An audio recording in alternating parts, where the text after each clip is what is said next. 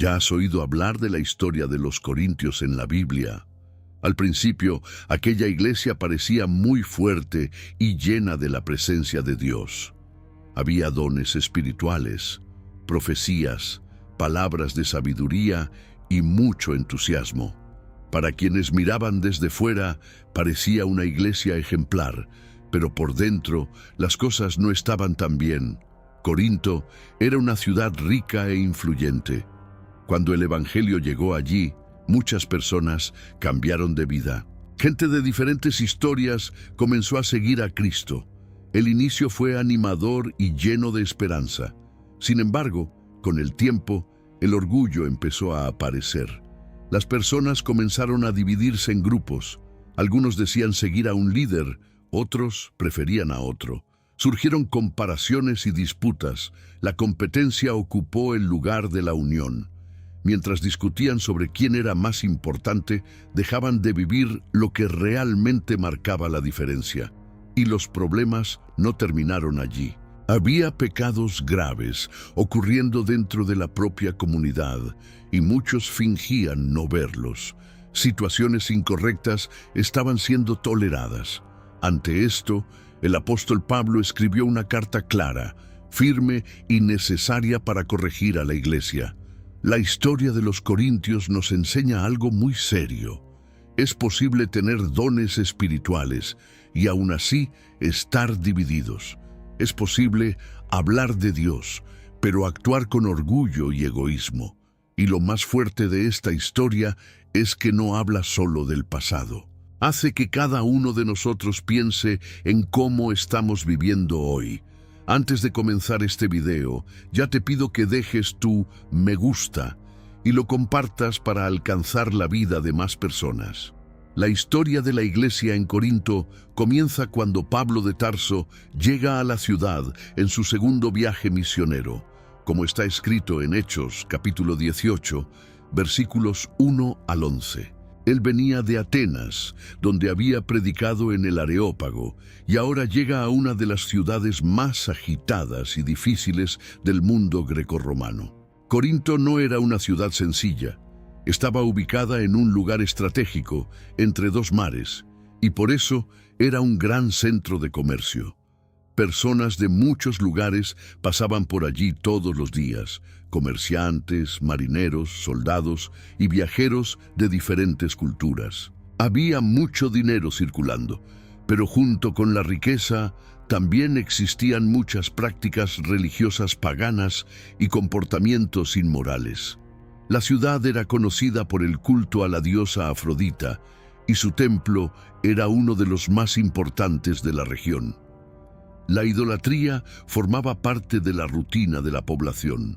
La inmoralidad no era vista como algo incorrecto, al contrario, era considerada algo normal dentro de la cultura local. Es en ese ambiente donde Pablo llega. No viene con autoridad política ni con riquezas, sino con el mensaje de que Jesús es el Cristo. En Corinto encuentra a una pareja judía llamada Áquila y Priscila, que habían salido de Roma debido a un decreto del emperador Claudio, como está escrito en Hechos capítulo 18, versículo 2. Como los tres trabajaban haciendo tiendas, Pablo pasó a vivir y trabajar con ellos. Esto demuestra que el apóstol no vivía solo de ofrendas. También trabajaba para sostenerse mientras anunciaba el Evangelio. Todos los sábados, Pablo iba a la sinagoga y enseñaba a judíos y griegos, procurando convencerlos acerca de la verdad del mensaje, como está escrito en Hechos, capítulo 18, versículo 4. Cuando Silas y Timoteo llegan desde Macedonia, él se dedica aún más a la predicación, afirmando claramente que Jesús es el Mesías prometido, como está escrito en Hechos, capítulo 18, versículo 5. Como ya había sucedido en otras ciudades, no todos aceptaron. Algunos se opusieron y hablaron contra él. Entonces Pablo declaró que pasaría a anunciar el mensaje a los gentiles, como está escrito en Hechos capítulo 18, versículo 6. Esto demuestra que, aún frente al rechazo, el Evangelio continuaría avanzando. Aún enfrentando oposición, Dios confirma el llamado de Pablo. Durante la noche, el Señor le habla en una visión. No temas, al contrario, habla y no calles, porque yo estoy contigo, y nadie se atreverá a hacerte daño, pues tengo mucho pueblo en esta ciudad, como está escrito en Hechos capítulo 18, versículos 9 y 10. Esta palabra fue muy importante. En una ciudad llena de corrupción espiritual, Dios muestra que ya había personas preparadas para escuchar el mensaje y creer. Entre los que se convierten está Crispo, jefe de la sinagoga. Él cree en el Señor junto con toda su casa, como está escrito en Hechos capítulo 18, versículo 8. El hecho de que un líder religioso judío acepte el mensaje, aun en un ambiente difícil, demuestra la fuerza del Evangelio. Además de él, muchos otros corintios oyen la palabra, creen y son bautizados. Así, el Evangelio comienza a crecer en un lugar donde parecía casi imposible. Pablo permanece en Corinto durante 1 año y medio, enseñando la palabra de Dios, como está escrito en Hechos capítulo 18, versículo 11. Ese tiempo muestra cuán importante era aquella nueva iglesia. No solo anuncia el mensaje, enseña con profundidad, forma discípulos y establece bases firmes para la fe. En una ciudad donde el pecado era visible y aceptado como algo normal, nace un grupo de personas que comienza a reconocer a Jesús como Señor. La oposición, sin embargo, no termina. Algunos judíos llevan a Pablo ante el tribunal de Galión, procónsul de Acaya, acusándolo de enseñar algo contrario a la ley, como está escrito en Hechos capítulo 18, versículos 12 y 13. No obstante, el caso es tratado como un asunto religioso interno y Galión no acepta la acusación. Pablo permanece libre. Esa decisión termina ayudando, en aquel momento, a proteger el avance del cristianismo. Así comienza la iglesia en Corinto. No nace en un ambiente tranquilo, sino en medio de la idolatría, del comercio intenso y de muchos excesos morales. El contraste es claro. La ciudad representaba orgullo, riqueza y permisividad. La iglesia surge como señal de cambio y gracia. Personas que antes vivían según aquella cultura, ahora empiezan a aprender una nueva forma de vivir. Algunos años pasan desde el inicio de la iglesia en Corinto. La comunidad creció, más personas fueron alcanzadas, los dones espirituales comenzaron a manifestarse y la fe se extendió por la ciudad. Sin embargo, junto con el crecimiento también surgieron problemas que ponían en riesgo la unidad de la iglesia. Pablo de Tarso realizaba sus viajes misioneros cuando recibe noticias por medio de los de la casa de Cloé, como está escrito en 1 de Corintios capítulo 1, versículo 11. Lo que escucha es preocupante. Había contiendas y divisiones entre los hermanos. Estas divisiones no estaban ocultas. Se hablaba de ellas abiertamente. Algunos decían, yo soy de Pablo. Otros afirmaban, yo soy de Apolos. Otros más, yo soy de Cefas. Y también estaban los que declaraban, yo soy de Cristo, como está escrito en 1 de Corintios capítulo 1, versículo 12. Lo que debía ser unidad en torno a Jesús se transformó en disputa entre grupos. Líderes que habían sido usados por Dios estaban siendo colocados como si fueran banderas de competencia. Pablo responde con preguntas claras y firmes. ¿Está Cristo dividido? ¿Fue Pablo crucificado por vosotros? ¿O fuisteis bautizados en el nombre de Pablo? Como está escrito en 1 de Corintios, capítulo 1, versículo 13. Él deja claro que la iglesia no puede poner a sus líderes en el lugar que pertenece solamente a Cristo. El fundamento de la fe es Cristo crucificado, no el nombre ni el estilo de quien predica. El problema no era tener diferentes ministros, sino convertir a los hombres en motivo de idolatría. Apolos, mencionado por ellos, era un hombre elocuente y poderoso en las Escrituras, como está escrito en Hechos capítulo 18, versículo 24. Cefas es el nombre arameo de Pedro. Cada grupo parecía escoger a un líder según su preferencia. Algunos tal vez preferían la firmeza apostólica de Pablo. Otros se inclinaban por la forma clara y elocuente de Apolos. Otros valoraban la autoridad asociada a Pedro. Lo que comenzó como simple preferencia terminó convirtiéndose en orgullo y división. A pesar de todo esto, la iglesia no era débil en dones espirituales. Pablo reconoce al inicio de la carta que no les faltaba ningún don, como está escrito en 1 Corintios capítulo 1, versículo 7. Había profecías, lenguas, conocimiento y otras manifestaciones espirituales. El poder de Dios era visible entre ellos. Sin embargo, aun con tantos dones, su comportamiento demostraba que todavía había mucha inmadurez espiritual. En el capítulo 3, Pablo habla de manera muy clara. No os pude hablar como a espirituales, sino como a carnales, como a niños en Cristo, como está escrito en 1 Corintios capítulo 3, versículo 1. Él compara la situación de ellos con la alimentación de un niño. Dice que tuvo que darles leche y no alimento sólido, porque todavía no estaban preparados. La prueba de esa falta de madurez era evidente. Había envidia y contiendas entre ellos, como está escrito en 1 Corintios capítulo 3, versículo 3. Ese era el gran problema en aquel momento. La iglesia tenía muchas manifestaciones espirituales, pero también tenía rivalidades internas. Daban mucho valor a la sabiduría humana, a la buena oratoria, a la apariencia y a la posición social. Corinto era una ciudad que valoraba el prestigio y el estatus, y esa mentalidad estaba entrando en la iglesia. En lugar de servirse unos a otros, estaban compitiendo por reconocimiento. Para corregir esto, Pablo usa una comparación con la agricultura. Yo planté, Apolos regó, pero Dios dio el crecimiento, como está escrito en 1 Corintios, capítulo 3, versículo 6. Él muestra que lo más importante no es quién planta ni quién riega, sino quién hace crecer la planta.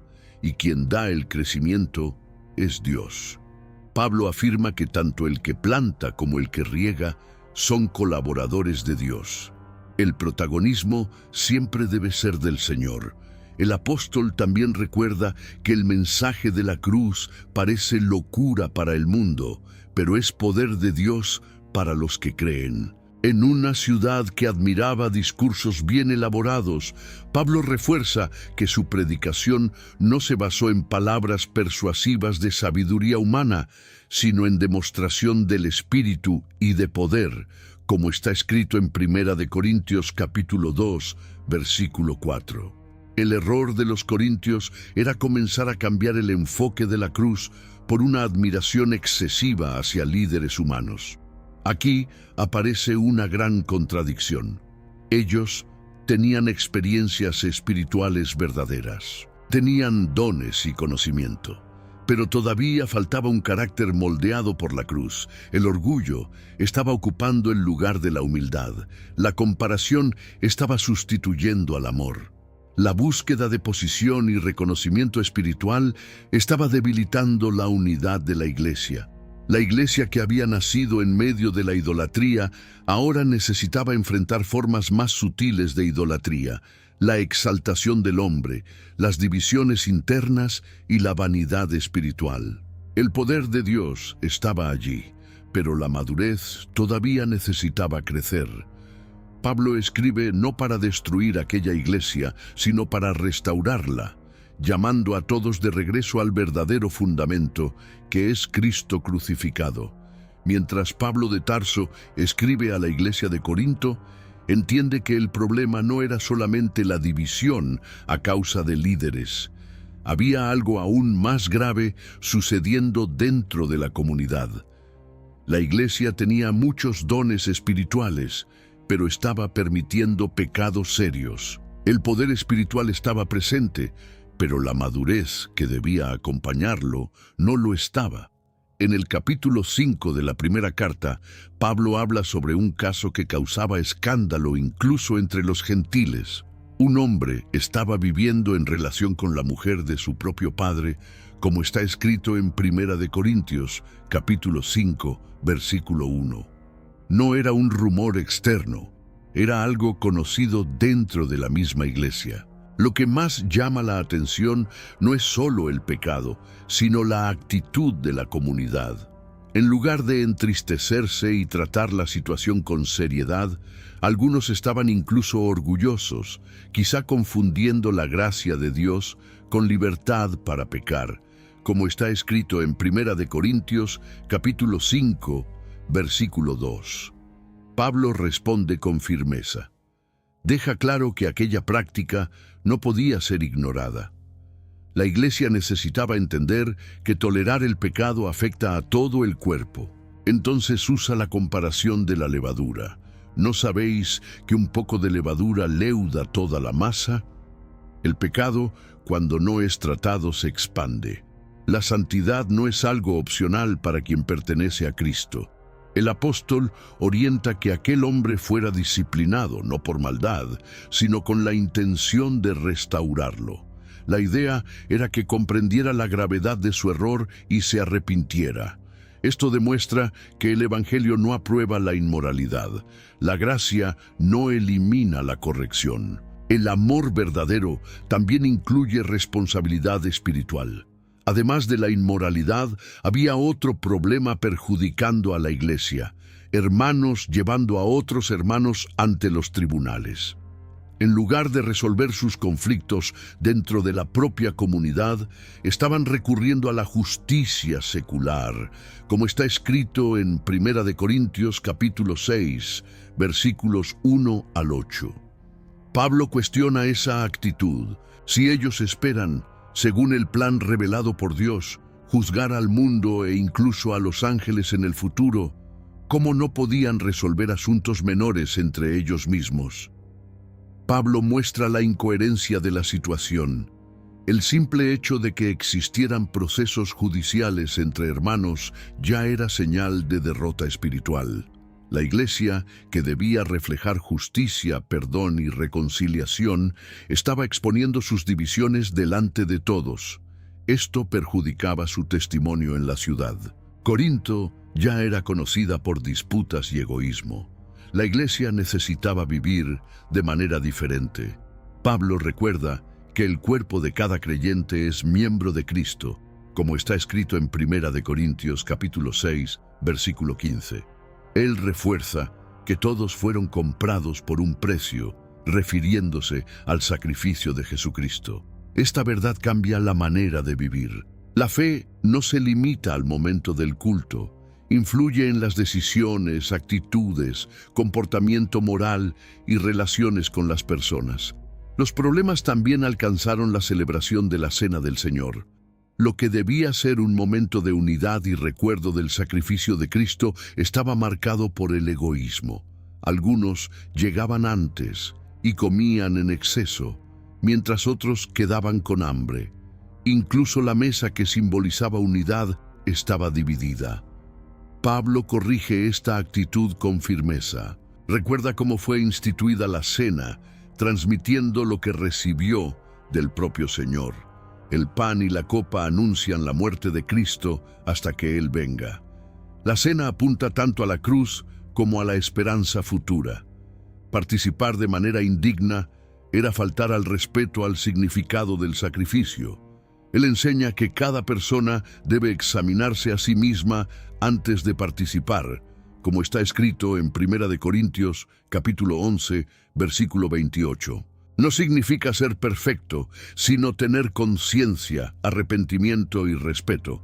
Pablo menciona que había entre ellos debilidades y enfermedades, como está escrito en Primera de Corintios, capítulo 11, versículo 30, mostrando que la disciplina de Dios también puede manifestarse como una corrección amorosa para que no sean condenados con el mundo.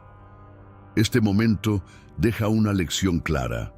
Los dones espirituales no sustituyen el carácter. Tener manifestaciones espirituales no compensa la falta de madurez. Hablar en lenguas, profetizar o tener conocimiento no elimina la necesidad de santidad y amor verdadero. El Evangelio no transforma solo las reuniones, transforma la vida diaria. La iglesia de Corinto necesitaba aprender que la espiritualidad no es apariencia ni espectáculo, sino cambio de vida. La cruz que anunciaban debía influir en sus decisiones, sus relaciones y su conducta. El llamado era a que el poder espiritual estuviera acompañado de una vida coherente. De lo contrario, la iglesia corría el riesgo de parecerse más a la cultura de Corinto que al carácter de Cristo. A medida que la iglesia de Corinto crecía, los dones espirituales comenzaron a manifestarse claramente entre los hermanos. Había profecías, palabras de conocimiento, lenguas, interpretaciones, sanidades y muchos tipos de servicio. Sin embargo, los corintios empezaron a tratar algunos dones como señal de que alguien era más espiritual que los demás.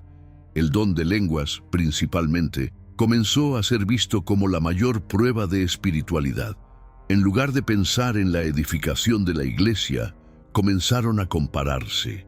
En lugar de servir, comenzaron a competir. Las reuniones, que debían tener orden y comunión, estaban convirtiéndose en momentos de protagonismo individual. Es en ese contexto que Pablo comienza a corregir la situación en el capítulo 12. Él afirma: ahora bien, hay diversidad de dones, pero el Espíritu es el mismo, como está escrito en 1 Corintios, capítulo 12, versículo 4. Explica que los dones no provienen del esfuerzo humano, sino de la acción soberana del Espíritu Santo. Por eso, no existe motivo para el orgullo. Nadie elige qué don va a recibir.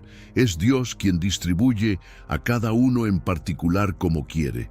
Para dejar esto aún más claro, Pablo usa la comparación del cuerpo humano. Él dice que el cuerpo es uno solo, pero tiene muchos miembros. El ojo no puede decir a la mano: no te necesito. La cabeza no puede despreciar a los pies. Cada parte tiene su función. Si todo el cuerpo fuera ojo, ¿dónde estaría el oído?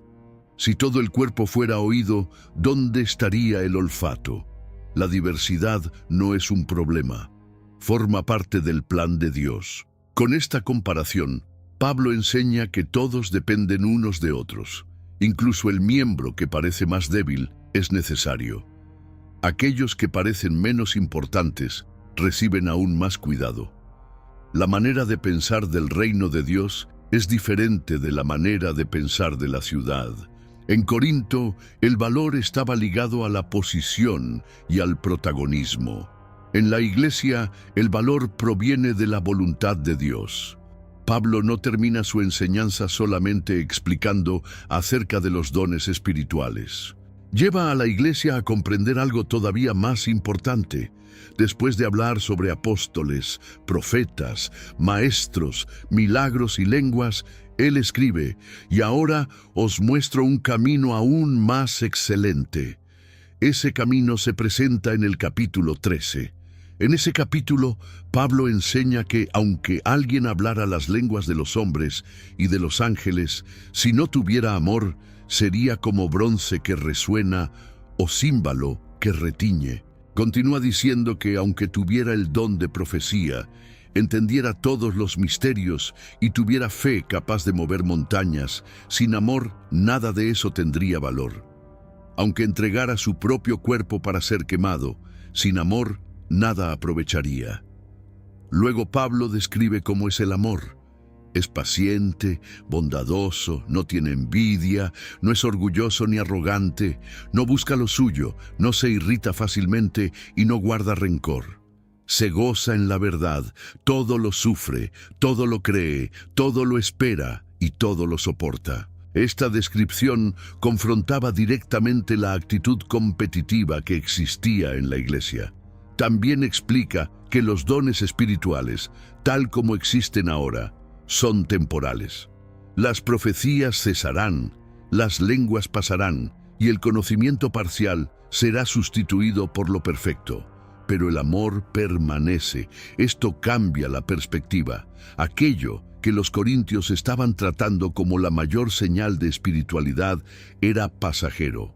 En cambio, el amor, que parecía algo sencillo, es eterno. Así, la Iglesia aprende que la verdadera espiritualidad no se mide por la intensidad de las manifestaciones, sino por la calidad del carácter. No es la demostración pública la que comprueba la fe, sino la disposición de servir con humildad. El Espíritu concede dones para edificar el cuerpo, no para promover a las personas. Con esto, Pablo redefine lo que significa ser grande. El mayor no es el más visible, sino el que ama. El más espiritual no es el que impresiona, sino el que edifica. El enfoque no está en la habilidad, sino en el corazón transformado. La Iglesia de Corinto necesitaba entender que poder sin amor produce división, don sin carácter produce confusión. Pero cuando el amor gobierna, los dones cumplen su verdadero propósito. Entonces, la comunidad deja de competir y comienza a cooperar, reflejando el carácter de aquel que es la propia expresión del amor. Y ahora quiero hacerte una pregunta muy sincera. ¿Será que hoy no corremos el mismo riesgo que los corintios?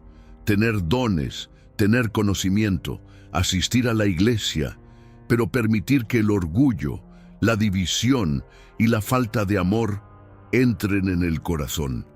Si este mensaje habló contigo, deja tu me gusta. Compártelo con alguien que necesite oírlo y escribe aquí en los comentarios la palabra amor. Que esa palabra no sea solo escrita, sino vivida todos los días.